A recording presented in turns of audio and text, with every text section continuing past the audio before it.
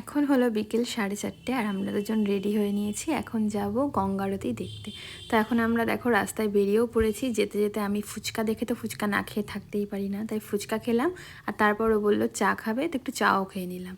আর এখন চলে এসেছি দেখো গঙ্গার ধারে, নৌকায় উঠে বসেও পড়লাম। আর এই লাইফ জ্যাকেটগুলো তো পরতে ইচ্ছাই করছিল না, কিন্তু কিছু করার নেই, ওখানকার রুলস পড়তেই হবে। তো দেখো পরেও নিয়েছি। আর এখন নৌকা চলতেও শুরু করে দিয়েছে।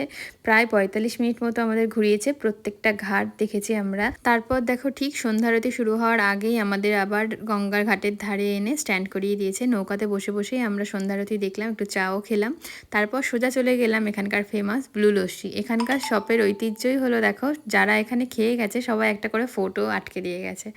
আর ও বললো যে বেনারসে এসেছি আর বেনারসি পান খাবো না, তো তাই জন্য একটু পানও খেলাম। তারপর চলে গেলাম সোজা রেস্টুরেন্টে ডিনার করতে। আর পেট যেহেতু অলরেডি ভরাই ছিল, তাই আর বেশি কিছু খাইনি। টাটা।